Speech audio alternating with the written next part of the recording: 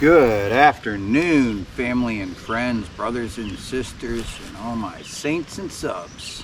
Sergeant OCD here, back at Charlie Camp, because I got to thinking about the watering system and it being too big of a tarp. I've got to do it a different way. Plus I got, negative comments on you should learn tarping skills. Well, I'm going to show you my tarping skills. This was an experiment, like I said during the video, so please listen when you watch my videos. So anyway, we've been talking about basically the signs of the end of the time in Matthew, Mark, and Luke. And we were focusing more on Matthew, and last week's verse in Matthew was Matthew 24:15. The coming of the Son of the Man is the subtitle. When ye therefore shall see the abomination of desolation spoken of by the Daniel prophet, stand by in the holy place. And in parentheses says, whoso readeth, let him understand. So that tells me we need to understand the abomination of desolation. So what's that? Well, we got to go into Daniel, and we're going to go into Daniel 9:24, and that says, it's up there, and the subtitle is 70 weeks are determined. So, in order to figure out what the abomination of desolation is, this is why I like the Bible. It's like a quest, You know, when you were young, you go here and it give you a clue. Go here, give you a clue. Well, this is giving you another clue. 70 weeks are determined upon thy people and upon thy holy city to finish the transgression and to make end of sins and to make reconciliation for iniquity, and to bring in the everlasting righteousness, and to seal up the vision and the prophet, and to anoint the most holy. That's 24. 25 goes on and says, know therefore and understand that from the going forth of the commandments to restore and build Jerusalem, that's the clue right there, unto the Messiah, the prince, shall be 7 weeks and 62 weeks. The street shall be built again, and the wall even in tribulous times. Now what they're talking about is when Melchizedek, was it Melchizedek? Hold on, got to go to another note. It wasn't Melchizedek, it was, man, I got so much information in my head. It was, I'm going to find it.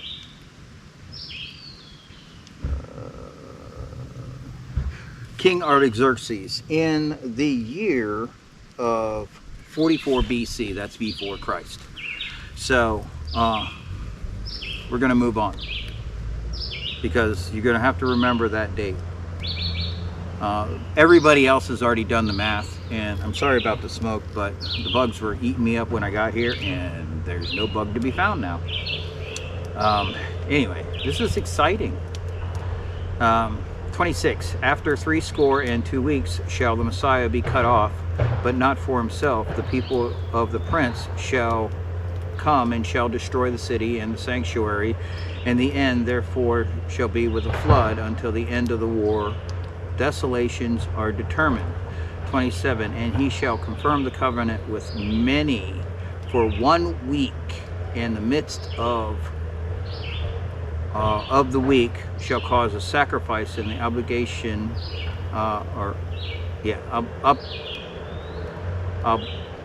oblatation to cease. I'm not used to reading King James, so bear with me. And the 4 of overspreading of the abomination shall make the desolation, even until the consumption of that determined shall be poured upon the desolate. Okay, that's a lot to swallow. So if you look at, I think this is, I pulled this from the NIV version because that is supposed to be the best to read. I'm going to read the same verse in NIV. He will confirm a covenant with many for 1/7. The middle of the 7, middle of the year, middle of 7, which is 7 years. They say days, but days means years. Or weeks, I'm sorry. They say weeks, and weeks means years. He will put the end of the sacrifice and offering. Well, we haven't had that for a long time.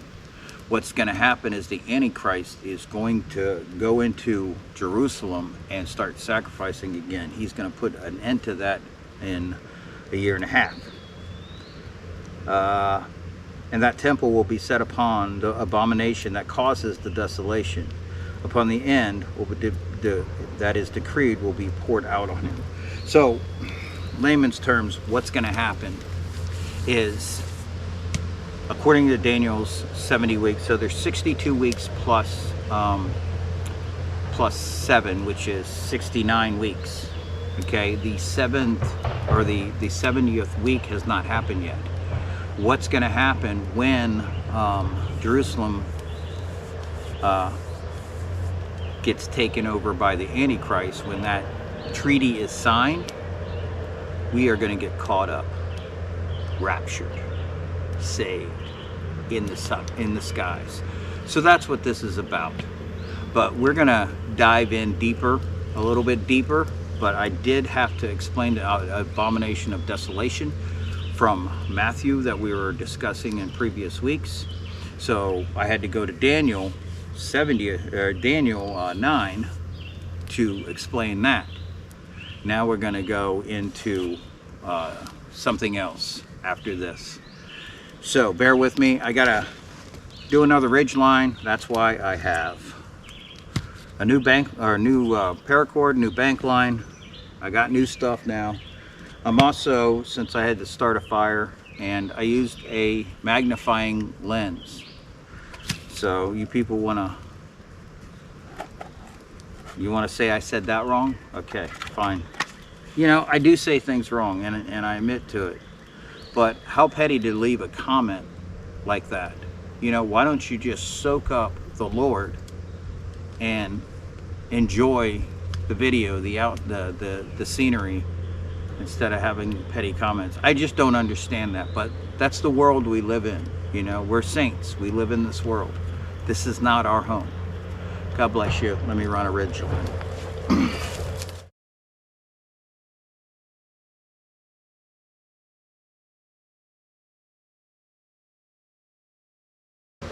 As you can see, I know how to make a ridge line. I also know how to make a prusik knot. I can cut these, but I've been burning the ends on these because I don't like them to fray. So with these, typically I go from fingertip up to the joint in my elbow. You can do it any way you want. See, there's no right or wrong answer here.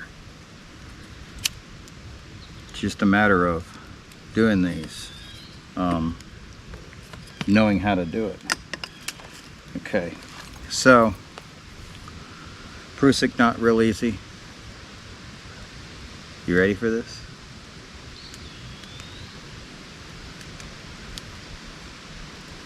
Make sure you get both of them in there.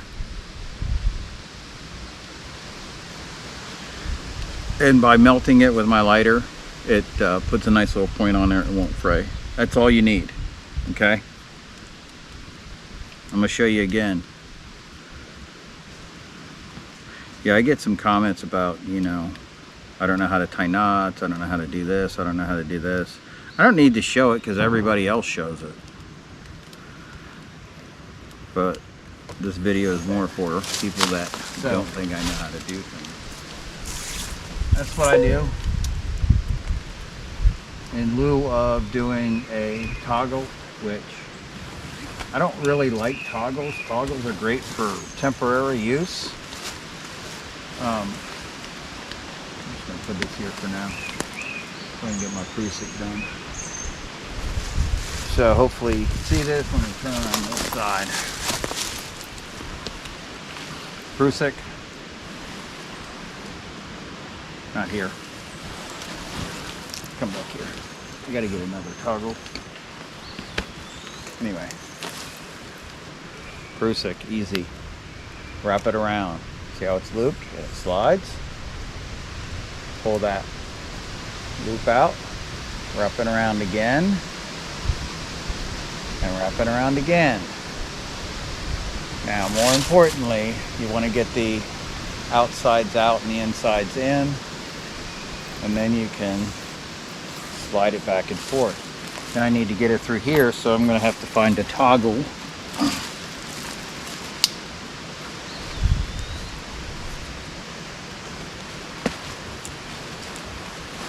my coffee boiling.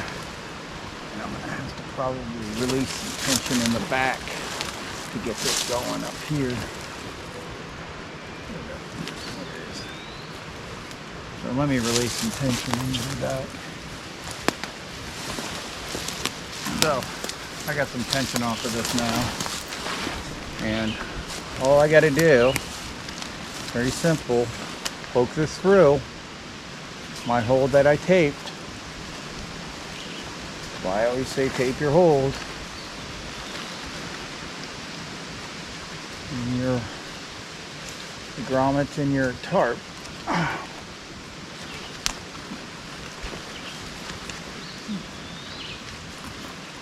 We're gonna have to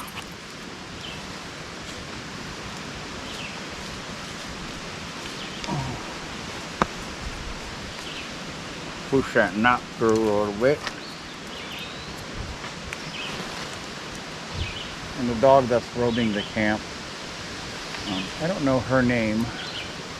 She gave me grief the whole time I was gearing up, but now she's hanging around like she's my friend. So I'm going to do that probably 2 or 3 more times, since this is a large tarp. I'm going to try to capture the water into the bucket. May or may not work, but my coffee is almost boiling, so that's good for me. Boogie woogie woogie. So I just tied one. I put one up that I already tied. And I have coffee. I like these logs around the camp. That way I've got stuff to, a place to put stuff that I don't have to put it on the ground. And I have my trusty Mission 22 cup.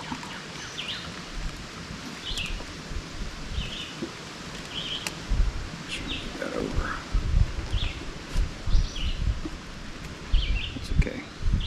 I can set this back on the fire, the back side, because I only have the front going. Woo! I have to. Anyway, I mean, you could tie a fisherman's knot on this. You could tie whatever knot you want. I just do loops. But I'm wearing my Mission 22 shirt on Red Shirt Friday because I want everybody to know that there are organizations out there, a lot of them, that prevent suicide, or they have programs to help with preventing suicide. Like Mission 22, they have a lot of programs for the vets and the families of the returning vet from war. We've had quite a few, and it's basically to acclimate yourself back from wartime to today's society. And I think it's an excellent program, because when we came back there wasn't anything like that. We just had to deal with it, you know. If we had PTSD, nobody really knew it until later on when you go to the VA and then they diagnose you with it, and then you're like, oh, well, no wonder I've been so mean. And it's for the families, so the wife knows what you're going through, because the war within is a serious war, even though that you're not there anymore. It just goes on every day. Every thought that goes through your head is just another thought that makes you feel guilty about some things that you did, or decisions that you made that you may have not made right. So, little plug for Mission 22. And I am the state leader for Maryland, so if you guys need help, give me a call. Go on the website, my email's there, and I can help you out. I'm also the facilitator for the county Veteran Suicide Prevention Coalition, and we have a lot of things that we will do, and I work personally with vets for whatever they like to do: hiking, camping, motorcycling, biking, whatever. I will work directly or put somebody that does that stuff in line with you. So I'm gonna get back to this, and my coffee's a little hot, so I'm just gonna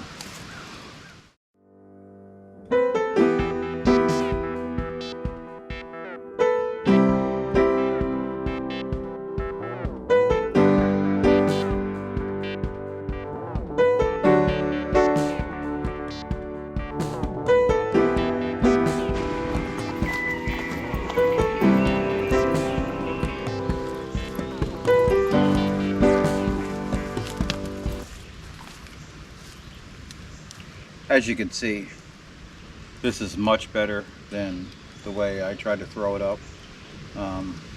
It was an experiment, and it was a failed experiment. So I didn't want to tie it to that grapevine anyway, because I'm going to get water out of that thing one day. This woods is filled with pawpaws and grapevines, so there's food and water. But I'm trying not to go into the grapevines yet to show you how to get water, but one of these days I will. Oh, that's good. Alright, I'm going to finish patching these up while this thing's up here, and go into the back.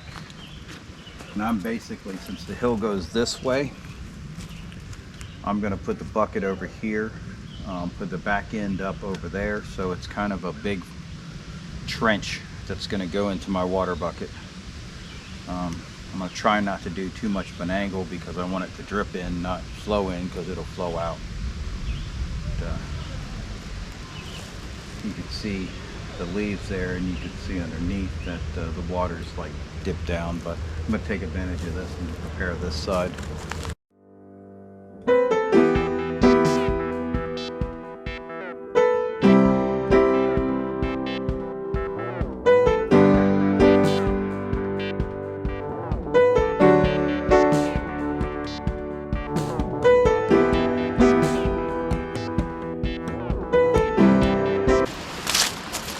So there's just a little bit of water in there. I'm not going to worry about it.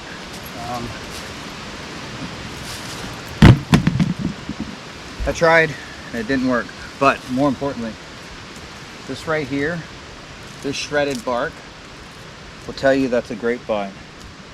And you can get water out of it. So the whole idea is to put a container under here and cut it up here to release the water. It's kind of like a straw, and you can get a little bit of water out of there in an emergency. But these things, they go all the way to the top, so I may be able to get a gallon out, who knows.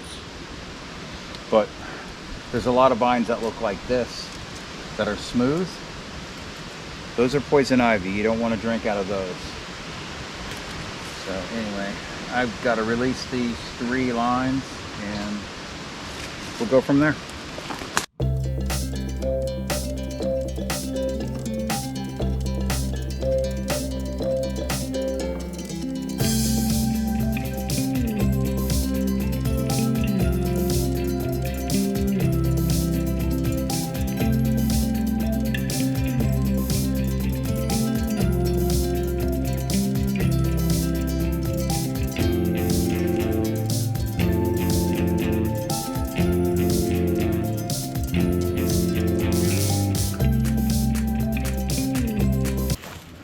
Well, I was thinking I could make it go to one end, but it's not going to work for me.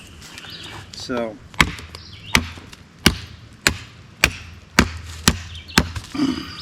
looks like I'm making tent stakes.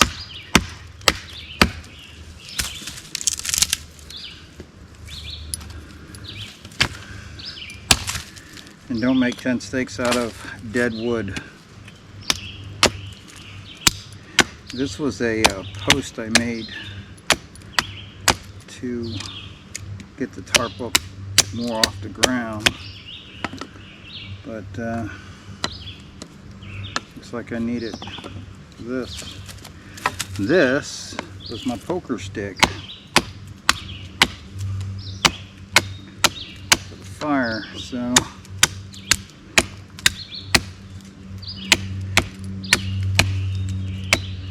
I'm going to tape the grommets and hammer these into the ground, so we're going to do that next.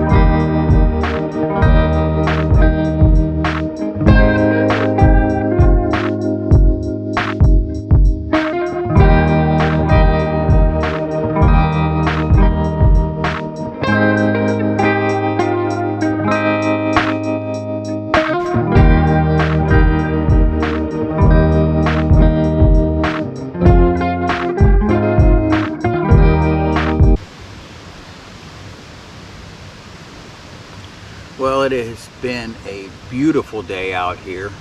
I got to work on this tarp, redo a ridge line, or do a ridge line, prusik knots, work on the watering system.